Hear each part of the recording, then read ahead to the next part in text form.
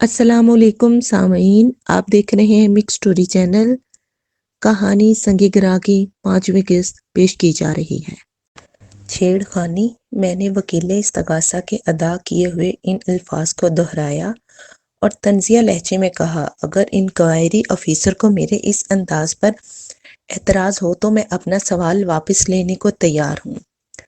جج نے مستفسرانہ نظر سے سب انسپکٹر خاور کو دیکھا۔ وہ جھلائے ہوئے لہجے میں بولا، میں ایک سب انسپکٹر ہوں، کوئی بھی مجھے میرے عہدے کے حوالے سے مخاطب کر سکتا ہے۔ پھر وہ میری طرف دیکھتے ہوئے بولا، آپ بھی اپنا شوق پورا کر لیں۔ شکریہ سب انسپکٹر صاحب، میں نے ٹھہرے ہوئے لہجے میں کہا۔ وہ منتظر نظر سے مجھے دیکھنے لگا۔ میں اپنے ابتدائی حربے میں 100% کامیاب رہا۔ انکوائری آفیسر اور وکیل استغاثہ کی اکتاہٹ اور بیزاری دیکھنے سے تعلق رکھتی تھی۔ میں نے اس کی آنکھوں میں دیکھتے ہوئے سوال کیا، خاور صاحب، آپ کو اس واقعے کی اطلاع کب اور کتنے بجے دی گئی تھی؟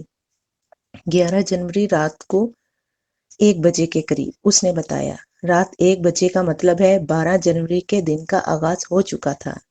جی ہاں، حساب کتاب تو یہی بتاتا ہے، وہ سادگی سے بولا۔ آپ بتائیں، جائے وقوع پر آپ کتنے بجے پہنچے تھے؟ 2:30 بجے، اس نے بتایا۔ اتنی تاخیر کیوں؟ میں نے تیز لہجے میں دریافت کیا، حالانکہ پولیس اسٹیشن جائے واردات سے زیادہ فاصلے پر بھی نہیں۔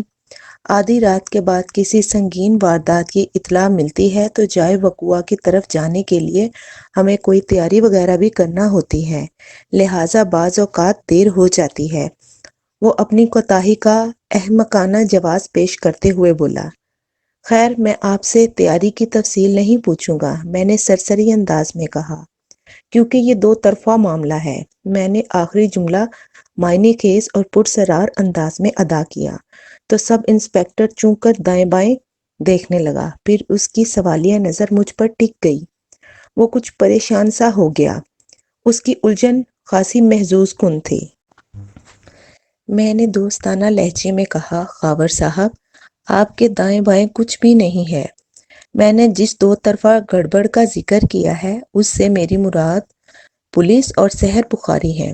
پوسٹ مارٹم کی رپورٹ کے مطابق مقتولہ نازنین کی موت 11 جنوری کی رات 11 اور 12 بجے کے درمیان واقع ہوئی تھی۔ اگر موت کا اوسط وقت 11:30 بجے بھی مقرر کر لیا جائے تو اس وقت سے رات 1 بجے تک پورا 1.5 گھنٹہ بنتا ہے۔ میں لمحہ بھر کو متوقف ہوا، پھر بات کو آگے بڑھاتے ہوئے کہا، یوں محسوس ہو رہا ہے جیسے پولیس اور سحر بخاری کے درمیان ٹھن گئی تھی۔ وہ تاخیر کھیلنے لگے، بالآخر یہ مقابلہ برابر چھوٹا۔ آپ لوگ بھی ٹھیک 1.5 گھنٹے دیر سے جائے وقوع پر پہنچے تھے، کیا میں غلط کہہ رہا ہوں؟ آپ غلط نہیں کہہ رہے، 1 بجے سے 2:30 بجے تک 1.5 گھنٹہ ہی بنتا ہے، اس نے ایسے گول مول انداز میں جواب دیا کہ اسے کسی بھی خانے میں فٹ کیا جا سکتا تھا۔ میں نے جرح کے سلسلے کو آگے بڑھاتے ہوئے کہا، آئیو صاحب، آپ جائے واردات پر پہنچے تو آپ نے وہاں کیا دیکھا؟ مقتولہ نازنین کی لاش بیڈ روم میں۔ لاش نہیں، نعش، میں نے اسے ٹوکا۔ لاش حیوانوں کی ہوتی ہے، انسان کی ڈیڈ باڈی کے لیے مناسب لفظ نعش ہے۔ اس نے گھور کر ناپسندیدہ نظر سے مجھے دیکھا۔ میری یہ مداخلت اسے سخت ناگوار گزری، تاہم اس نے اس سلسلے میں کچھ نہیں کہا اور اپنی بات کو مکمل کرتے ہوئے کہنے لگا، مقتولہ کی لاش یعنی کہ نعش بیڈ روم کے اندر پڑی تھی۔ اس کے جسم کا بالائی حصہ خون آلود تھا۔ کھوپڑی میں سے گزرنے والی گولی نے اسے چند سیکنڈ میں موت کے منہ میں دھکیل دیا تھا اور یہ خون سر ہی میں سے نکل کر جسم کے باقی حصوں تک پہنچا تھا۔ کھوپڑی میں سے گزرنے والی گولی، میں نے تفتیشی افسر کے کہے ہوئے الفاظ کو پرسوچ انداز میں دہرایا۔ کیا آپ کو یقین ہے کہ ملزم کی چلائی ہوئی گولی مقتول کی کھوپڑی کے آر پار ہو گئی تھی؟ اس نے اس بات میں سر ہلایا۔ جی ہاں، مجھے پکا یقین ہے۔ اس نے اس بات میں سر ہلایا۔ جی ہاں، مجھے پکا یقین ہے۔ یہ یقین مقتولہ نازنین کی نعش کو دیکھتے ہی قائم ہو گیا تھا۔ پوسٹ مارٹم کی رپورٹ نے آپ کی سوچ کو یہ راہ دکھائی ہے۔ وہ ٹھہرے ہوئے لہجے میں بولا، پوسٹ مارٹم کی رپورٹ نے تو بعد میں اس امر کی تصدیق کی ہے، جبکہ میری تجربہ کار آنکھیں لاش، میرا مطلب نعش کو دیکھتے ہی اس حقیقت تک رسائی حاصل کر چکی تھی۔ ماشاءاللہ، آپ کی آنکھیں بڑی باریک بین ہیں۔ میں نے کھلے الفاظ میں ان کی تعریف کر ڈالی۔ وہ اپنی تعریف سن کر خوش ہو گیا۔ وکیل استغاثہ اس دوران ایک ناقابل بیان کرب میں مبتلا رہا۔ اسے اعتراض کا کوئی موقع نہیں مل رہا تھا، اس لیے مجبوراً برداشت کر رہا تھا۔ میں اسے یکسر نظر انداز کرتے ہوئے انکوائری آفیسر کے سامنے مصروف رہا۔ آئیو صاحب، میں نے اسے مخاطب کرتے ہوئے پوچھا، کیا آپ نے پوسٹ مارٹم کی رپورٹ کا توجہ سے مطالعہ کیا ہے؟ جی ہاں، میں نے اسے تفصیل سے دیکھا ہے۔ اس نے میرے بچھائے ہوئے جال میں قدم رکھ دیا۔ میں نے کہا، مذکورہ رپورٹ میں بڑی وضاحت کے ساتھ اس بات پر روشنی ڈالی گئی ہے کہ ملزم کے ریوالور سے چلنے والی گولی مقتولہ کی کھوپڑی میں عقب سے گھس کر پیشانی سے باہر نکل گئی تھی۔ کیا آپ پوسٹ مارٹم کی رپورٹ سے اتفاق کرتے ہیں؟ جی ہاں، جی ہاں، وہ تائیدی انداز میں بولا۔ میں نے خود اپنی آنکھوں سے دیکھا تھا۔ پوسٹ مارٹم رپورٹ میں حقیقت کو اجاگر کیا گیا ہے۔ گولی واقعی مقتولہ کی کھوپڑی میں عقب سے گھسی اور پیشانی پر عین اس مقام سے خارج ہوئی جہاں سے سر کے بال شروع ہوتے ہیں۔ پھر آپ اس بات سے بھی اتفاق کریں گے کہ فائر انتہائی قریب سے کیا گیا تھا؟ میں نے اس کی آنکھوں میں جھانکتے ہوئے استفسار کیا، کیونکہ انسانی کھوپڑی کی ہڈی خاصی سخت ہوتی ہے۔ اگر دور سے کسی شخص کے سر پر ریوالور سے فائر کیا جائے تو زیادہ امکان اس بات کا ہوتا ہے کہ گولی کھوپڑی کے اندر ہی گھس کر رہ جائے گی۔ وہ ایک مرتبہ پھر تائیدی انداز میں سر کو ہلاتے ہوئے بولا، واقعات اور شواہد اور پوسٹ مارٹم کی رپورٹ مجموعی طور پر یہی ظاہر کرتے ہیں کہ قاتل اور مقتول کے درمیان بہت ہی کم فاصلہ رہا ہوگا۔ وہ بے خبری میں رفتہ رفتہ میرے چنگل میں پھنستا چلا جا رہا تھا۔ میں نے غیر محسوس انداز میں اپنے جال کو پھیلاتے ہوئے کہا، سب انسپکٹر صاحب، آپ نے جن واقعات و شواہد کا ذکر کیا ہے، ان سے یہ بھی ثابت ہوتا ہے کہ مقتولہ نازنین پر عقب سے فائر کیا گیا تھا۔ کیا میں غلط کہہ رہا ہوں؟ وہ روانی میں بول گیا، نہیں، آپ بالکل درست کہہ رہے ہیں، لیکن استغاثہ تو اس حقیقت کی نفی کرتا ہے۔ میں نے قدرے سخت لہجے میں کہا، کیسے؟ وہ بری طرح الجھ کر رہ گیا۔ ایسے، میں نے ٹھہرے ہوئے لہجے میں کہا، استغاثہ کی رپورٹ میں بڑی وضاحت سے یہ درج ہے کہ جب اچانک مقتولہ کی آنکھ کھلی اور اس نے اپنے بیڈ روم میں کسی اجنبی شخص کو دیکھا تو چیخنا شروع کر دیا۔ اس کے چلانے کی آواز سن کر سحر بخاری لپک کر بیڈ روم میں پہنچا۔ یہ وہ موقع تھا جب ملزم وہاں سے فرار ہونے کے لیے بیڈ روم سے نکل رہا تھا۔ ملزم نے اپنے ہاتھوں میں طلائی زیورات والے باکس اور رقم کی گڈیاں اٹھا رکھی تھیں۔ ان دونوں کی باہمی مدبیر اور ہاتھا پائی وغیرہ میں زیورات والے باکس ملزم کے ہاتھ سے نکل کر ادھر ادھر بکھر گئے۔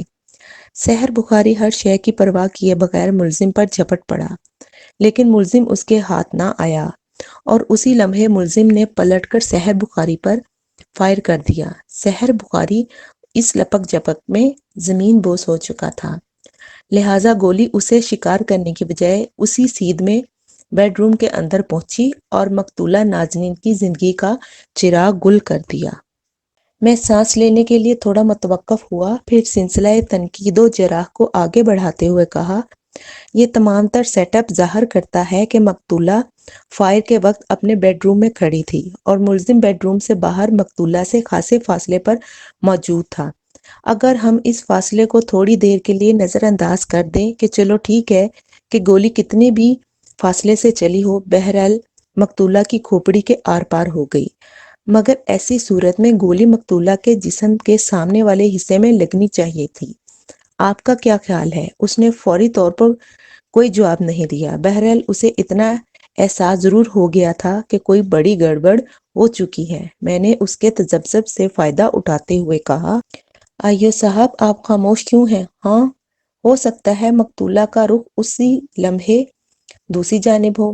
نہیں ہو سکتا سب انسپکٹر خاور صاحب، میں نے ایک ایک لفظ پر دباؤ ڈالتے ہوئے کہا۔ کیوں نہیں ہو سکتا؟ بکھلاہٹ اور سٹ پٹاہٹ میں وہ الٹا مجھ سے پوچھنے لگا۔ اس موقع پر وکیل استغاثہ نے اس کی مدد کرنے کا فیصلہ کیا۔ میرے اور آئیو کے درمیان انتہائی سنجیدہ سوالات و جوابات کا سلسلہ چل رہا تھا۔ وہ رنگ میں بھنگ ڈالتے ہوئے آواز بلند بولا، مجھے سخت اعتراض ہے جناب عالی، میرے فاضل دوست جراح کو طولانی بنا کر خوامخواہ عدالت کا قیمتی وقت برباد کرنے کی کوشش کر رہے ہیں۔ اگر وہ اسی رو میں جاری رہے تو استغاثہ کے گواہوں کو پیش کرنے کی باری کبھی نہیں آئے گی۔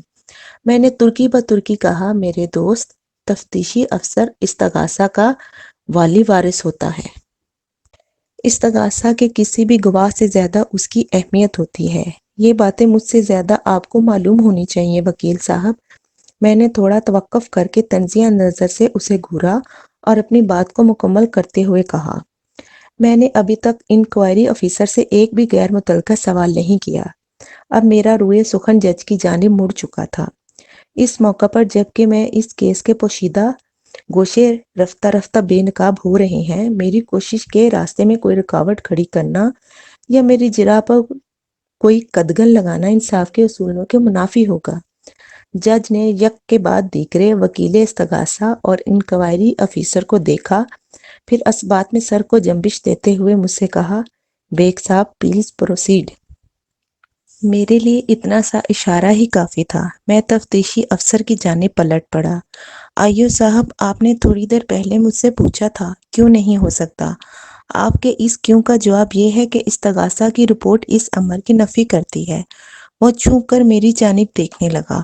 میں نے بات کو آگے بڑھاتے ہوئے کہا، آپ ماشاءاللہ اس کیس کے تفتیشی افسر ہیں، ایک طرح سے آپ کا کردار مدعی جیسا ہے۔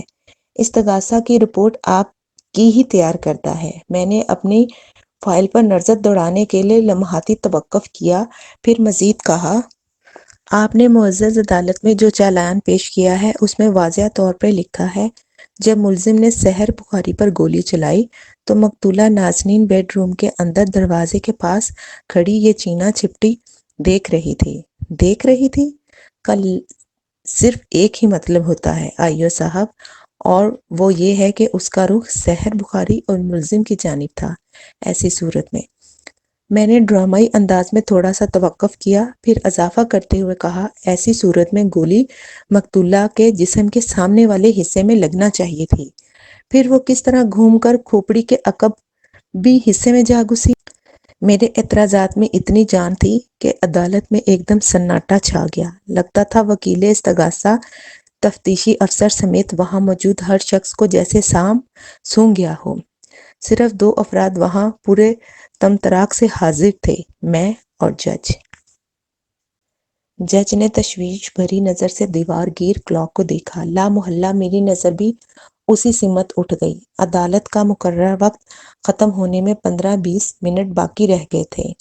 اگر تفتیشی افسر سے گفتگو ادھوری رہ جاتی تو سارا مزہ کرکرا ہو جاتا۔ استغاثہ کی بعض خامیوں کو میں عدالت کے ریکارڈ پر لا چکا تھا، لہٰذا جراح کے سلسلے کو آگے بڑھاتے ہوئے کہا، آئیو صاحب، آپ نے جائے وقوع پر پہنچ کر ضروری کارروائی کی اور اپنی کوشش سے آلۂ قتل کو تلاش کرنے میں کامیاب ہو گئے۔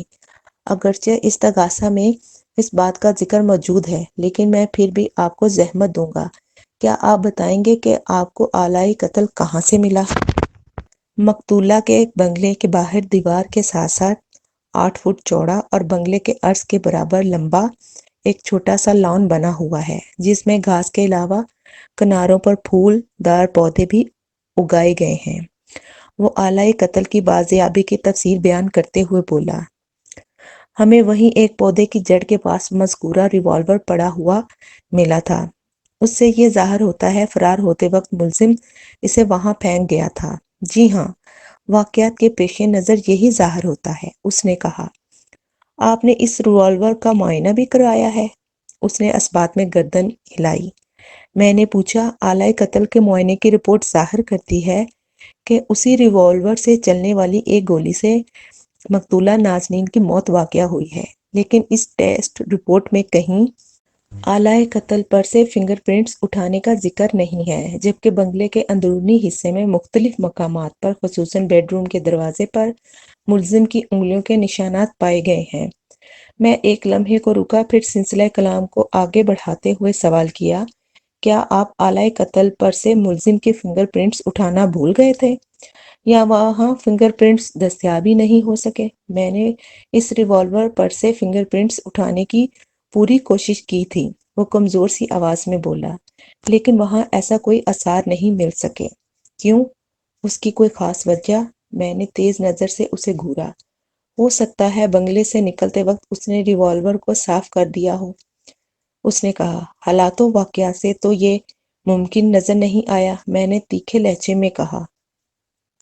سحر بخاری نے ملزم سے آنکھیں چار کرتے ہی اسے پہچان لیا تھا۔ نہ صرف پہچان لیا تھا بلکہ اسے روکنے کی کوشش بھی کی تھی۔ استغاثہ کی رپورٹ میں یہی سب لکھا ہے۔ لکھا ہوا ہے یا نہیں؟ میں نے بات ادھوری چھوڑ کر اسے کڑا استفسار کیا۔ وہ اپنے کیے کو جھٹلا نہیں سکتا تھا، لہٰذا تسلیم کرتے ہی بنی۔ اس نے کہا، جی ہاں لکھا ہوا ہے۔ اگر لکھا ہوا ہے تو اس کا یہی مطلب ہے کہ ایسا ہوا بھی ہوگا۔ اب آپ خواہ جھوٹی معلومات فراہم کرنے سے تو رہے، میں نے کٹیلے انداز میں کہا۔ میں توقع کر رہا تھا کہ وہ میرے استفسار کے جواب میں فوراً کہے گا، جناب، وقوع کے وقت میں جائے واردات پر موجود تھا اور نہ ہی میں نے اپنی آنکھوں سے یہ قتل ہوتے دیکھا ہے۔ میں نے استغاثہ کی رپورٹ سحر بخاری کے بیان کی روشنی میں تیار کی ہے۔